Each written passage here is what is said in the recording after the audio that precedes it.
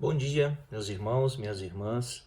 Que Deus te abençoe neste domingo, dia 6 de junho. Já chegamos no mês de junho. Que Deus possa abençoar essa aula de escola bíblica dominical e que possa ser bênção na sua vida. Vamos iniciar com uma oração? Senhor nosso Deus, te louvamos, Senhor, pela oportunidade que temos de podermos estudar a Tua Palavra. Que o Senhor nos abençoe nesse dia e abençoe, Senhor, aqueles que ouvirão a Tua Palavra, Senhor, através dos meios digitais. Senhor, esteja conosco, que o Teu Santo Espírito nos dê entendimento. Abra, Senhor, o nosso coração, os nossos ouvidos, para aprendermos mais de Ti. É o que te peço, no nome santo de Jesus. Amém. Meus amados irmãos, é com muita alegria que mais uma vez eu estou aqui para, junto com os irmãos e as irmãs, aprendermos mais sobre a palavra de Deus. Eu gostaria de ler alguns versículos para os irmãos nesta manhã, antes de entrarmos diretamente no estudo bíblico. Sobre os versículos que eu irei ler, falam sobre espera. E diz assim o primeiro versículo de Salmos: Espero no Senhor com todo o meu ser, e na sua palavra ponho a minha esperança. Espero pelo Senhor mais do que as sentinelas pela manhã. Sim, mais do que as sentinelas esperam pela manhã. Salmo 130, versículo 5. O outro versículo diz assim: Espere no Senhor, seja forte, coragem, espere no Senhor. Salmo 27, 14. Um outro versículo aí indo para os profetas diz assim: Mas aqueles que esperam no Senhor renovarão as suas forças, subirão com asas como águias, correrão e não se cansarão, andarão e não se fatigarão. Isaías, capítulo 40, versículo 31. Outro salmo: Eu creio que verei a bondade do Senhor na terra dos viventes. Espera pelo Senhor, tem bom ânimo e fortifique-se o seu coração. Espera, pois, pelo Senhor. Esse é o Salmo de número 27, versículo 13 e 14. Agora, no Novo Testamento, o livro de Tiago diz o seguinte: Portanto, irmãos, sejam pacientes até a vinda do Senhor. Vejam como o agricultor aguarda que a terra produza a preciosa colheita e como espera com paciência até virem as chuvas do outono e da primavera. Sejam também pacientes e fortaleçam o seu coração, pois a vinda do Senhor está próxima. Tiago 5, o versículo 7 e 8. E um último salmo agora que nos fala da espera. Por que estás abatida, ó minha alma? Por que te perturbas dentro de mim? Espera em Deus, pois ainda o louvarei. A Ele, meu auxílio e Deus meu. Salmo 42, 11. Todos esses versículos que eu citei aqui, que eu li agora com os irmãos e com as irmãs, eles nos falam de espera, de uma teologia da espera, coisa que nos nossos dias nós não gostamos muito de fazer. Esperar não está em nós, não está na nossa vida cotidiana, não está na nossa contemporaneidade. Nós não sabemos e não queremos esperar. Mas a Bíblia fala muito de espera. E o livro que nos traz base para o nosso estudo hoje, ele nos fala sobre espera. Parafraseando agora pastor Igor Miguel, eu gostaria de ler um trecho de uma fala dele. Vivemos em uma era obcecada por prazer, uma era de perseguição plena pelo entretenimento. As pessoas precisam ter estímulos o tempo inteiro, uma vida completa de ruído sem pausa para o silêncio, uma falta de compreensão para com a quietude. Não há pausa para a mente, pausa para a reflexão. E assim, quando a alma grita, corre-se para a Netflix, o celular, televisão, tablet, PlayStation, para o autoestímulo o tempo todo. Essa é uma marca dos nossos tempos, dos nossos dias. Nosso autorretrato pós-moderno, a busca incessante e frenética pelo prazer com o entorpecimento da mente. Uma sociedade hiperestimulada, hiperconsumista, hiperhedonista. Aqui nós nos encontramos. Mas o Senhor, Ele nos chama para este tempo, para esta realidade, para em meio a estas circunstâncias, sermos fiéis ao Senhor. A lição desta manhã me fez refletir na necessidade urgente que temos em nossos dias de resgatar a teologia da espera. Vivemos em uma época em que sempre estamos correndo e parece que estamos sempre atrasados, por mais que estejamos correndo. Nos irritamos muito facilmente quando demoram para nos atender nas farmácias, nos supermercados, na padaria e até mesmo em consultas médicas. Estamos sempre com pressa, com urgência. Queremos tudo para ontem, pois hoje já é tarde demais. Vivemos uma vida hiperativa, enquanto a Bíblia nos chama a sossegar e esperar no Senhor. Vivemos assim em uma corda bamba, uma pressão social que nos chama sempre à urgência das coisas e um alinhamento bíblico que nos diz para esperar. Assim, é urgente que nós voltemos que nós voltemos para uma teologia bíblica da espera. Deus tem muito a nos ensinar enquanto esperamos. E a aula de hoje tem dois objetivos. O primeiro é refletirmos sobre uma teologia da espera. E o segundo objetivo é o que refletir enquanto se espera. Se nós precisamos esperar, durante essa espera, o que deve ter na nossa mente? O que deve passar na nossa mente enquanto esperamos? Então, como objetivo claro para a nossa aula de hoje. O autor do livro que dá título a esta aula chama-se Charles Swindoll. Sugere no capítulo 18 o nome que dá título a esta aula. Então, esta aula, o estudo de hoje se chama Escutando Jesus à beira-mar. Estamos andando nos passos do nosso Senhor Jesus e estamos nos eventos pós-ressurreição. Cristo já se encontrou algumas vezes com alguns discípulos, também com dois que estavam indo pelo caminho de Emaús. E hoje o personagem que veremos é Pedro. E o que ocorre com ele após a ressurreição? Pois bem, estamos caminhando nesse caminho aí de entendermos os passos de Jesus. Jesus já sofreu, Jesus já morreu na cruz, Jesus já ressuscitou e ele está encontrando com algumas pessoas depois da ressurreição. Mas o que passa na mente de Pedro? Pedro que foi um discípulo tão próximo de Jesus. Pedro que foi um dos discípulos que protagonizaram aí alguns fatos muito interessantes narrados na Bíblia.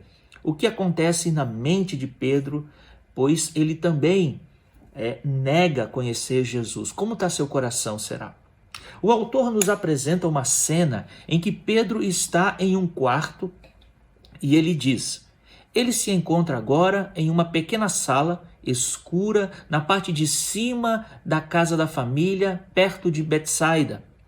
A empolgação inicial, depois da ressurreição de Jesus, já havia passado e seus seguidores esperavam ansiosamente por outras ordens, pois todos deveriam esperar por ele na Galileia. A espera é terra fértil para o plantio e crescimento do Senhor. A espera é terra fértil para Deus agir e nos ensinar. E podemos ver isso na história bíblica. Por exemplo, na história bíblica, vemos que Abraão esperou muito tempo pelo filho da promessa. Ele esperou 25 anos até que essa promessa se concretizasse na sua vida. Jacó também esperou muito tempo para ter a sua amada Raquel. José esperou muito para ser liberto da cadeia, mesmo estando preso injustamente. Moisés teve que esperar para até estar pronto para então poder ser líder do povo. Agora, o povo no Egito esperou até o dia da libertação. Este mesmo povo esperava entrar na terra prometida, peregrinando assim ali pelo deserto. Então, essa teologia da espera é uma teologia que existe na história bíblica. Samuel também esperou o momento de ungir o rei correto. Davi esperou para ser proclamado rei. A nação foi levada cativa à Babilônia, onde precisou aprender a esperar pelo Senhor. E é interessante os 400 anos de silêncio profético, onde a nação esperava o Messias prometido. No Novo Testamento, Jesus esperou 30 anos para iniciar o seu ministério. Jesus diz para os discípulos que esperem, eles precisam também esperar. Em Atos, capítulo 1, versículo 4, 5, nós vamos ler 4, 5, 13 e 14. Depois, se você quiser anotar e reler em casa com mais tranquilidade, esses são os versículos. Atos 1, 4, 5, 13 e 14. Diz assim a palavra de Deus.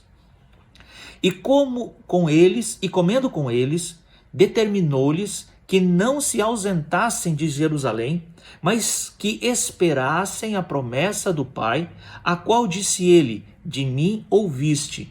Porque João, na verdade, batizou com água, mas vós sereis batizados com o Espírito Santo, não muito tempo depois desses dias.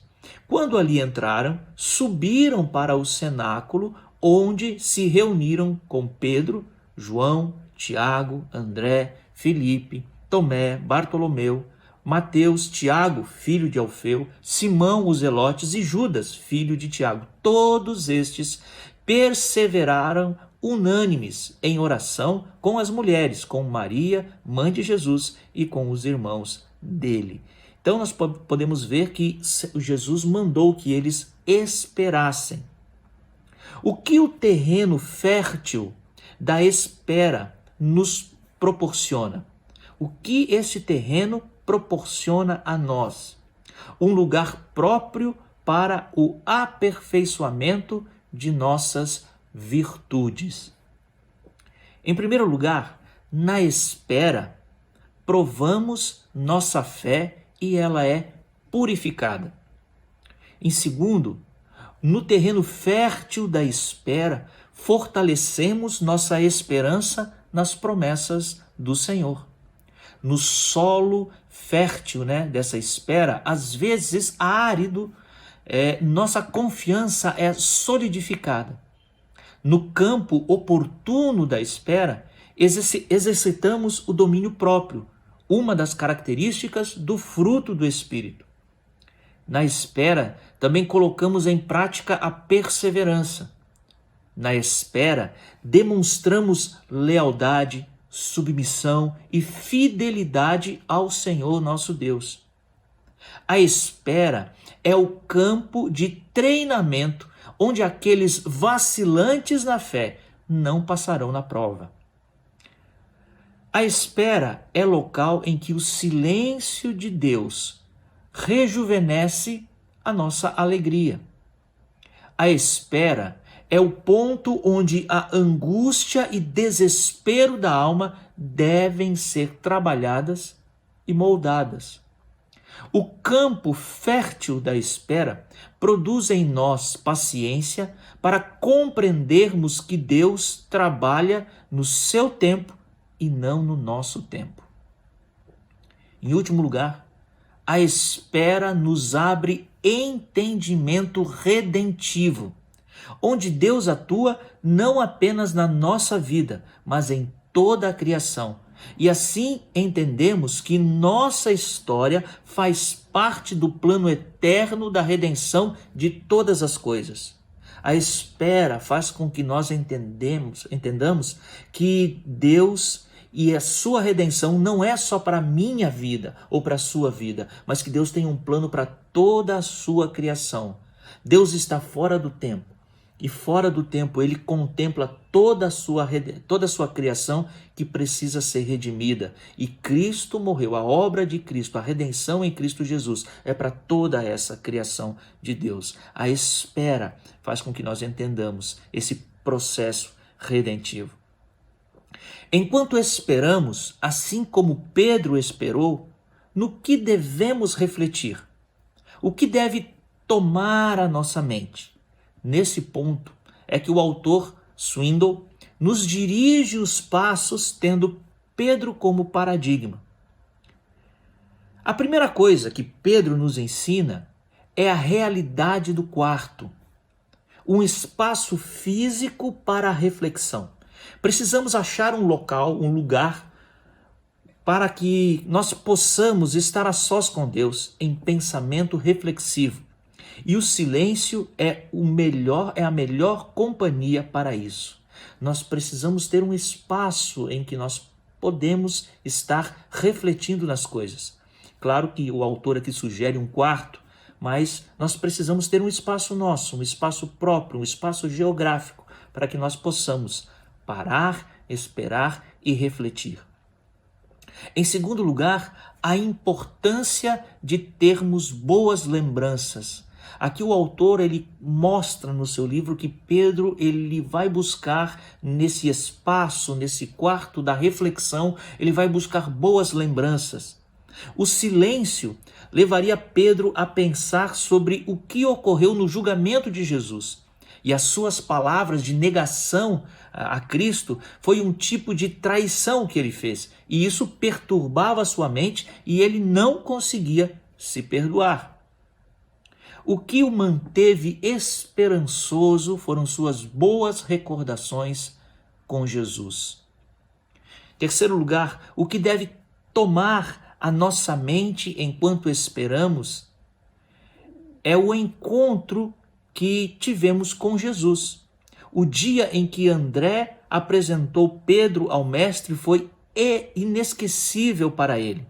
E em João, capítulo 11, a partir do versículo 40 até o 42, nós podemos ler o seguinte: Era André, o irmão de Simão Pedro, um dos dois que tinham ouvido o testemunho de João e seguido Jesus. Ele achou primeiro o seu próprio irmão Simão, a quem disse: achamos o Messias, que quer dizer Cristo, e o levou a Jesus. Olhando Jesus para ele, disse: Tu és Simão, filho de João, tu serás chamado Cefas, que quer dizer Pedro. O dia do nosso primeiro encontro com o Salvador provoca em nós múltiplas alegrias e nos enchem de esperança. Devemos ter sempre essa boa lembrança na mente enquanto esperamos. O nosso Senhor, ele nos encontrou. Assim como o Senhor encontrou Pedro e chamou Pedro, deu um nome a Pedro, assim nós também fomos encontrados pelo nosso Salvador. Nós temos um dia específico, no dia em que nós esperamos, no dia em que nós vamos parar para refletir. Esse encontro deve estar na nossa mente.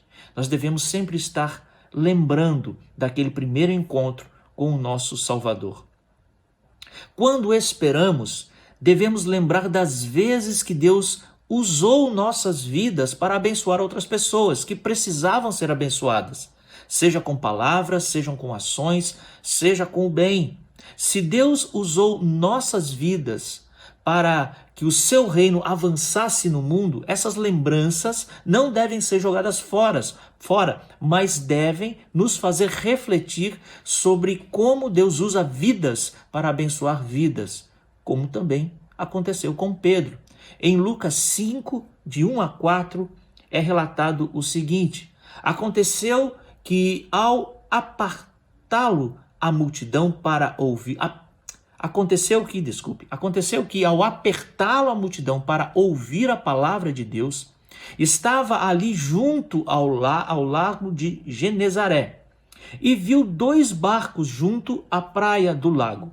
Mas os pescadores, havendo desembarcado, lavavam as redes.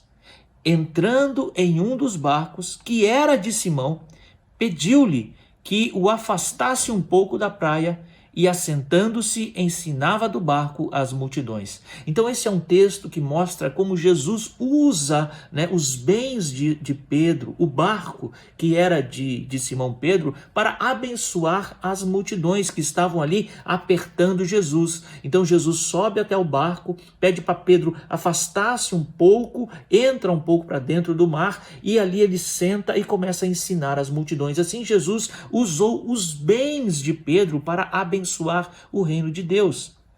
Assim, Jesus usou o barco como púlpito para abençoar as multidões, ensinando assim a palavra de Deus.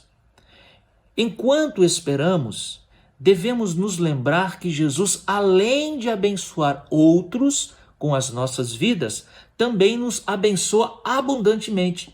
Assim foi com Pedro, que após Jesus ter usado o seu barco como púlpito para falar às multidões, disse a ele para ir para o outro lado, mais no fundo do mar, e lançar ali as redes.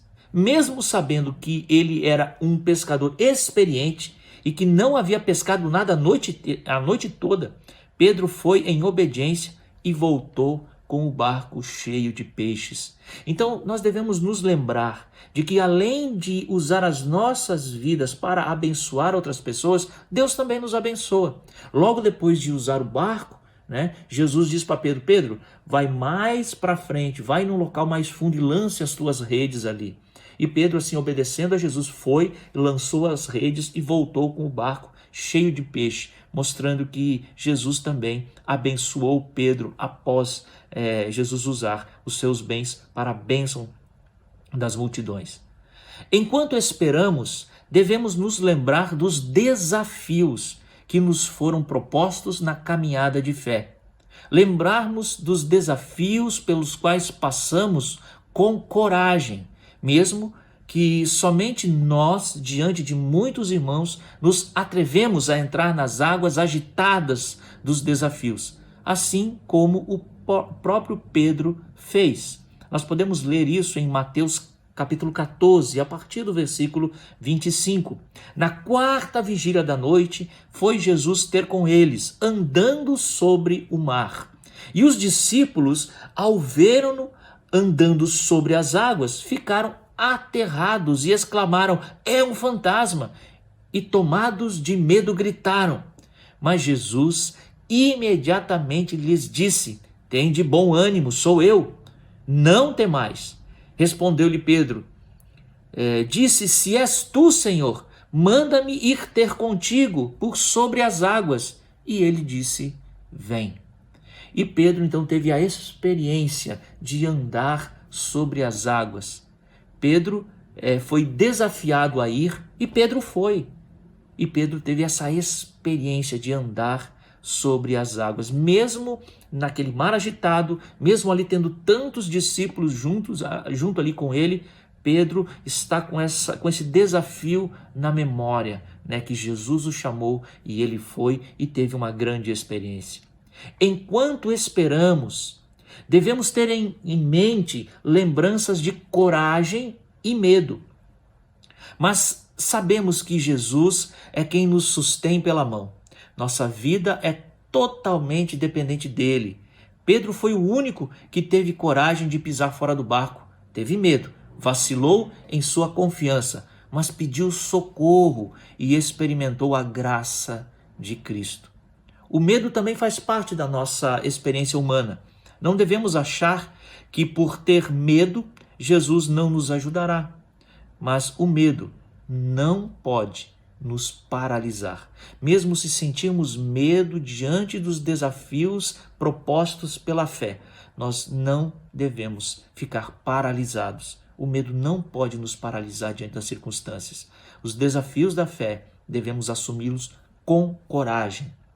Agora, enquanto esperamos, devemos nos lembrar dos elogios que nos foram dados, mas não só isso, as repreensões também fazem parte do aprendizado. Pedro foi um grande exemplo disso. Ele foi o único que teve coragem de afirmar Jesus como o Cristo, o Filho do Deus vivo. Foi elogiado por isso pelo Senhor Jesus, que disse que essa era uma revelação de Deus Pai.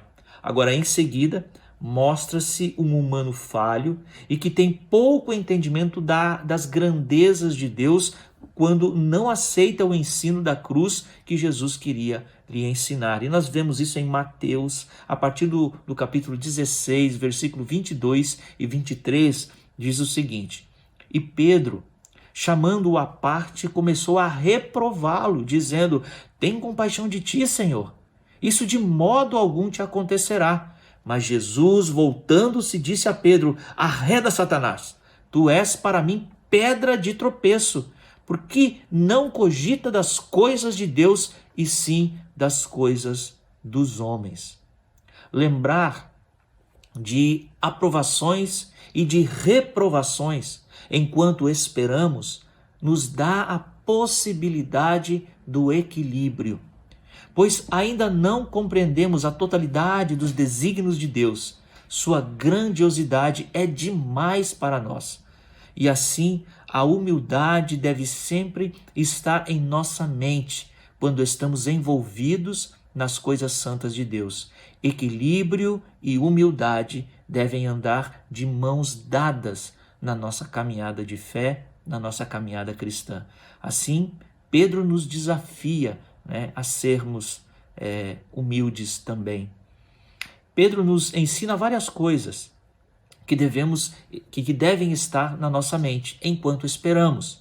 Poderíamos retirar ainda muitas outras lições da sua experiência com o Salvador, mas o traço mais marcante de Pedro em toda a sua jornada de fé é algo que nunca deve faltar-nos. Pelo contrário, devemos nutrir com todas as forças da nossa alma, com toda a crença que há em nós. Enquanto esperamos, devemos nos lembrar sempre de nossa paixão pelo Senhor. Pedro foi um discípulo apaixonado pelo Senhor Jesus. Ele demonstrou muitas falhas em sua caminhada, mas nunca poderemos negar o quanto ele amava o Salvador. Essa característica devemos copiar com entusiasmo e força total do nosso ser, para que em nossa vida aprendamos a amá-lo mais e mais e mais. Depois da ressurreição, Jesus apareceu na praia para os discípulos, que passaram a noite toda tentando pescar alguma coisa. E vamos ler o texto que está em João, no capítulo 21, a partir do versículo 7, diz o seguinte: Então lhes disse, Jesus estava na praia, os discípulos lá tentando pescar, passaram a noite toda pescando, estavam retornando sem pescar nada. Jesus ali na praia, então Jesus fala para eles, grita para eles, dizendo: Lançai a rede à direita do barco e achareis. Assim fizeram, e já não podiam puxar a rede, tão grande era a quantidade de peixes. Aquele discípulo a quem Jesus amava disse a Pedro: É o Senhor. Simão Pedro, ouvindo que era o Senhor, cingiu-se com sua veste, porque se havia despido, e se lançou ao mar e foi nadando para se encontrar com Jesus, mostrando assim a sua paixão pelo Senhor. A perspectiva de ver Jesus novamente fez com que Pedro se esquecesse da fonte da sua desgraça, que foi a negação de Cristo. O fracasso não havia roubado do discípulo a sua qualidade mais terna, ou seja, o seu amor por Jesus. Que nosso amor por Jesus não esfrie, mesmo que nossos pés vacilem. E eu gostaria de deixar para a igreja algumas aplicações. Devemos também aprender a esperar e desenvolver essa virtude em nós, mesmo em meio a uma era hiperativa. Somos chamados a uma teologia da espera, pois nós esperamos a segunda vinda do nosso Salvador, Jesus Cristo. Jesus também nos manda esperar, pois ele virá pela segunda vez. Assim, nós precisamos aprender essa espera no Senhor. Enquanto esperamos, o que devemos ter em mente? E aqui a gente olha para Pedro, para essas lições de Pedro, e o que nós devemos ter em mente então? Precisamos ter em mente a necessidade de um espaço para reflexão. Devemos ter boas lembranças. Devemos nos lembrar como Jesus nos encontrou. Devemos nos lembrar das vezes que Deus usou nossas vidas para sermos bênção em seu reino. Devemos nos lembrar que Deus nos abençoa continuamente. Devemos nos recordar dos desafios na caminhada da fé. Devemos nos recordar que na caminhada de fé passamos por momentos de coragem, mas outros de medo. Assim, medo e coragem fazem parte dessa caminhada. Devemos nos lembrar dos elogios e das repreensões, pois isso nos dará humildade na caminhada.